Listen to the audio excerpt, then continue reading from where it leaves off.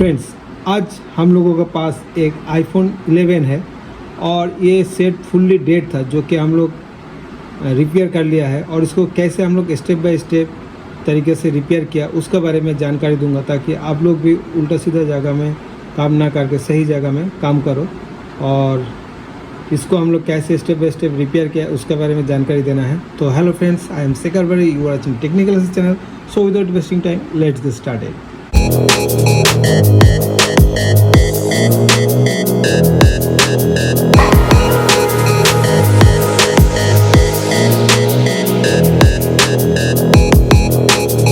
तो फ्रेंड्स, सबसे पहले हम लोग फ़ोन को ओपन कर लेंगे। तो यहाँ पे हम लोग पहले से खोल के रखा हुआ, नहीं तो वीडियो काफ़ी बड़ा हो जाता है।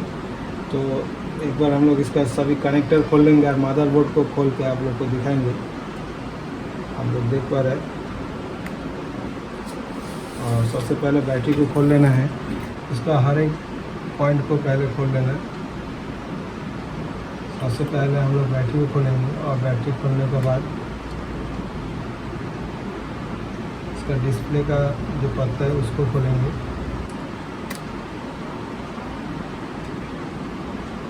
तो इसका डिस्प्ले हम लोग खोल लिया है, ठीक है। इस तरह आराम से खोलना है। तो फ्रेंड्स, अभी हम लोग कैमरा को माइक्रोस्कोप की तरफ लेके चलेंगे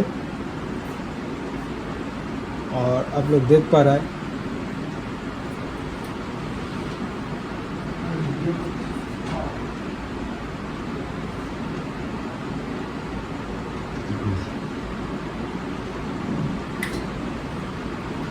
तो देख पा रहा है यहाँ पे हम लोग का पहले शॉर्टिंग था।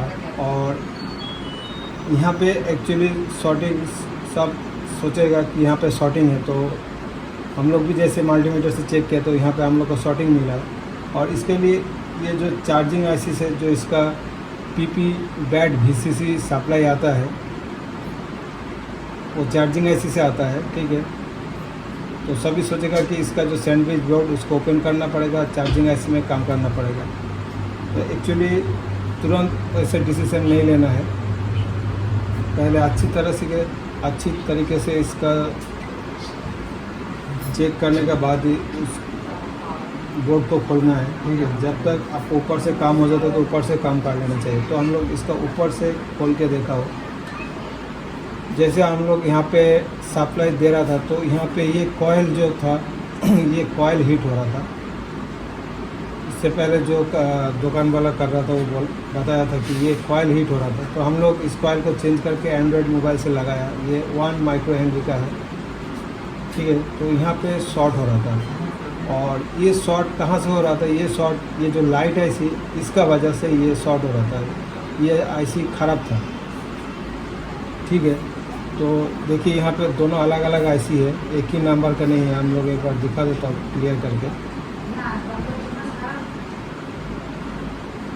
क्या आईसी का नंबर थोड़ा दिखाना चाहता है।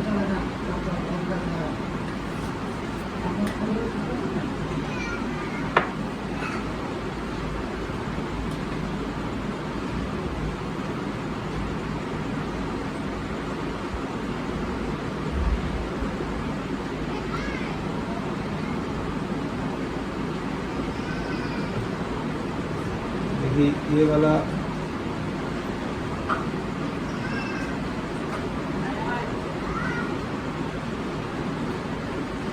आप लोग देख पा रहे हैं, दोनों आईसी का ऊपर का जो पार्ट नंबर है अलग अलग है। देखिए ये नंबर और ये नंबर अलग अलग है, और दोनों ही लाइट आईसी है। बाकी नंबर सेम है। देखिए ये मैंने आईफोन एसी से निकाल के यहाँ पे लगाया। ये आईसी ख़राब होने का वजह से कॉइल हीट हो रहा था, ठीक है। तो जो पहले टेक्नीशियन उसको समझ में नहीं आया था और इसलिए उन्होंने फ़ोन को वापस रिटर्न कर दिया था। फिर उसके बाद हम लोग का पास आया तो हम लोग ने क्या किया, इस आईसी को चेंज करते इसका जो शॉर्टिंग था वो बंद हो गया। और यहाँ का जो कॉइल था उस कॉइल को हम लोग चेंज कर दिया। और ये एंड्रॉयड फ़ोन से हम लोग निकल के लगाया और वो भी दिखा देता हूँ। देखिए इसका कॉइल कैसे जल गया था। ये आईसी जल गया था और ये कॉइल जल गया था। हम लोग दोनों चेंज किया तो हमारा फ़ोन सॉल्यूशन हो गया। क्योंकि यहाँ पे जो सप्लाई आता है वो VDD मेन सप्लाई जो है, जैसे हमारा एंड्रॉयड में VPS सप्लाई होता है और आईफोन में VDD मेन सप्लाई होता है। मैं थोड़ा यहाँ पे डायग्राम में दिखाऊंगा आप लोगों को। तो फ्रेंड्स, ये जो कॉइल आपको दिखाई दे रहा है, जो BL34 SW LX जहाँ स्विचिंग हो रहा है, तो ये कॉइल बहुत ज़्यादा हीट हो रहा था, जिसका कारण ये प्रॉब्लम आ रहा था। और यहाँ से जो सप्लाई आ रहा है वो VDD मेन सप्लाई आ रहा है, जो कि मदरबोर्ड में बहुत सारा जगह में ये जा रहा है और चार्जिंग IC से भी जा रहा था, और इसलिए हमारा VDD मेन शॉर्ट था। इसका वजह से यहाँ पे भी बैटरी कनेक्टर में भी शॉर्ट शो हो रहा था। और जो पहला वाला टेक्नीशियन उसको समझ में नहीं आया था, तो एक्चुअली शॉर्ट इस IC में प्रॉब्लम हुआ था। तो ये लाइट IC है, तो लाइट IC में प्रॉब्लम होने से क्या होता है, लाइट का जो कनेक्शन है वहाँ पे जो एनोड वाला लाइन उसमें भी फॉल्ट आता है, उसमें भी काफ़ी फ्यूज़ लगा रहता है, तो फ्यूज़ भी ओपन हो जाता है। तो हम लोग जैसे फ़ोन को चालू कर दिया था, ये दोनों चेंज करने के बाद फिर भी सेट में लाइट नहीं आ रहा था, तो हम लोग फिर लाइट में जो लाइट सेक्शन है उसमें हम लोग काम किया और सेट को हम लोग चालू किया फाइनली। तो देखिए, ये VDD मेन लाइन जैसे हमारा शॉर्ट हो जाता है, तब हमारा बैटरी कनेक्टर में भी आईफोन में क्या होता है, शॉर्ट इशू होता है। ठीक है, तो जैसे हम लोग इसको रिमूव करके और इस IC को रिमूव कर दिया, ठीक है, तब हमारा ये सेट सही हो गया। और लाइट के लिए हम लोग का क्या हुआ था दिखा रहा हूँ आप लोगों को। और जो इसका एनोड का पॉइंट है, एनोड का लाइन मैं थोड़ा दिखा देता हूँ। तो ये IC और कॉइल चेंज करने के बाद हमारा सेट प्रॉपर चालू हो गया। और सिर्फ लाइट का प्रॉब्लम था। लाइट का प्रॉब्लम के लिए हमारा क्या हो रहा था, यहाँ पे जो सप्लाई तो है, ये जो एनोड वाला लाइन है, एनोड का लाइन में कोई GR नहीं आ रहा था, बट इस दोनों में GR आ रहा था। ठीक है, तो ये GR क्यों नहीं आ रहा था, तो सभी सोचेगा इस IC का, लाइट IC का प्रॉब्लम है, बट ऐसे नहीं है।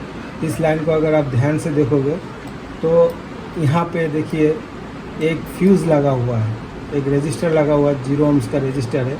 तो ये रजिस्टर क्या होता है, ओपन हो जाता है, जिसका कारण क्या हमारा यहाँ पे GR नहीं मिल रहा था।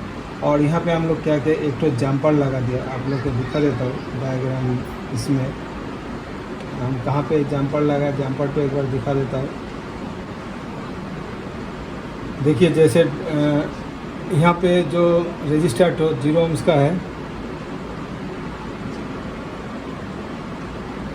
यहाँ पे देखिए, दोबारा मैं एक बार डायग्राम में दिखाता हूँ। यहाँ पे जो आपका रजिस्टर है 0 ohms का, ये ओपन हो गया था, जिसका कारण हमारा GR नहीं आ रहा था एनोड वाला पिन में।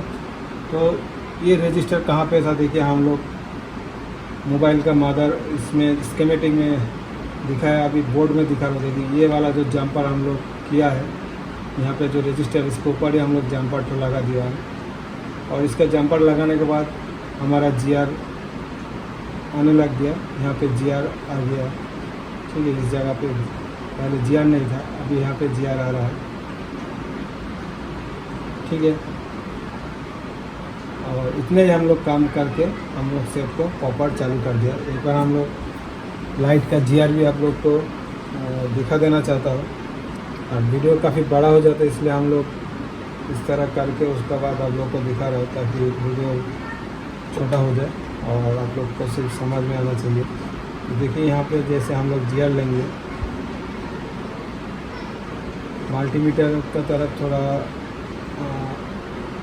देखिए 485 मतलब 485 GR आ रहा है हमारा मल्टीमीटर पे। देखिए, एक बार हम लोग फिर मल्टीमीटर का GR दिखाता हूँ। जो लाइट का ये है कैथोड का लाइन, देखिए इसमें भी GR आ रहा है। और ये एनोड का लाइन, देखिए इसमें भी GR आ रहा है और इसमें भी GR आ रहा है।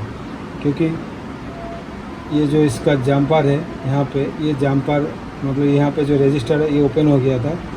और ये वाला लाइट ऐसी ये जल गया था, और हम लोग आईफोन AC से निकल के लगाया और ये एंड्रॉयड मोबाइल से लगाया।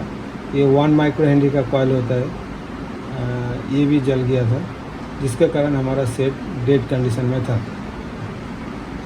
और इस आईसी का अंदर हमारा VDD मेन सप्लाई इन होता है यहाँ से, जिसका कारण हमारा बैटरी कनेक्टर में भी शॉर्ट हो रहा था।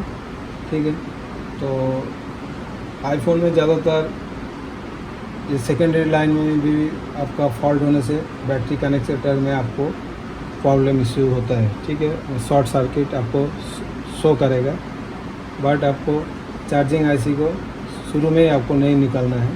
पहले मदरबोर्ड में हर जगह चेक कर लेना है कहाँ कहाँ पे सप्लाई टू गया है, और उधर ही आपको काम करना है। तो हम लोग इसको रोजन लगा के काम किया था, तो यहाँ पे हमें फॉल्ट मिल गया था और हमारा काम 100% सक्सेस हो गया। अभी एक बार हम लोग इसको डिस्प्ले को लगाएंगे और आप लोग को दिखाएंगे कि हमारा सेट